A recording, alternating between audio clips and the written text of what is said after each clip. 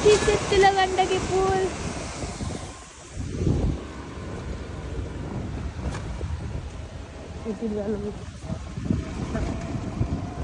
माथि गएर यो डाँडाको नाम के हो मलाई थाहा भएन भाइ हजुर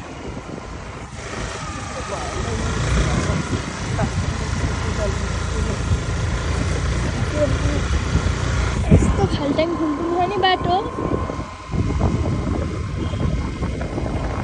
गाडी चाहिँ हिँडिरहेको छ यता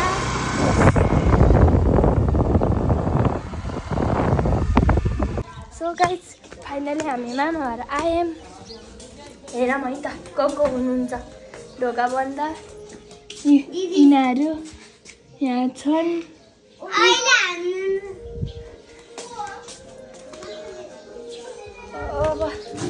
हजुरआमा सन्चै हुनुहुन्छ सन्चै हुनुहुन्छ ए खाना खानुभयो ए ल ल हजुरआमा चाहिँ यहाँ हुनुहुँदो रहेछ अब म चाहिँ यहाँ खेतमा आउन लागिसकेको छु होइन हाम्रो खेत चाहिँ उता हो अहिले म भेट्छु हजुरहरूलाई होइन अनि म चाहिँ यो मुसुन्जी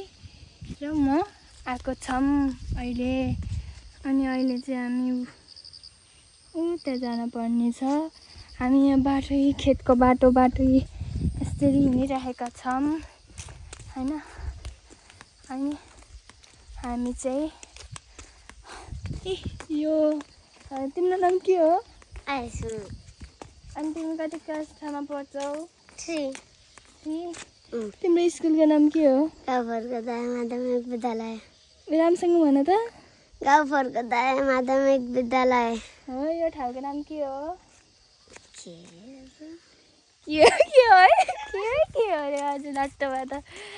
यो के भन्नु कति राम्रो फुल हो यो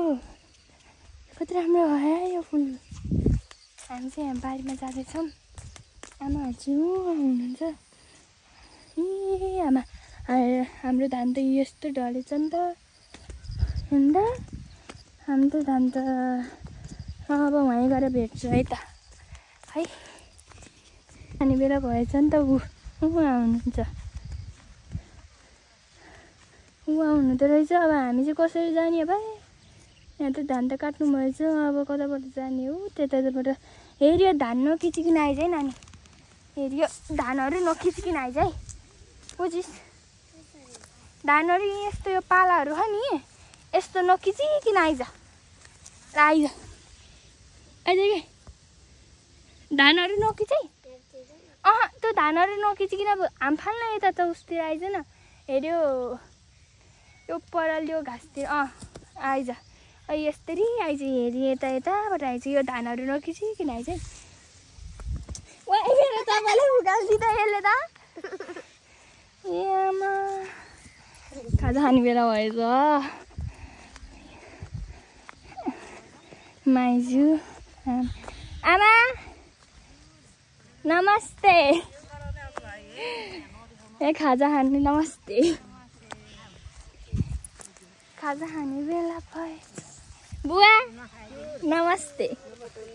हाम्रो बुवा उहाँ हुनुहुन्छ यहाँ मेरो मम्मी हेरिया बस्नु भएको आमा हुनुहुन्छ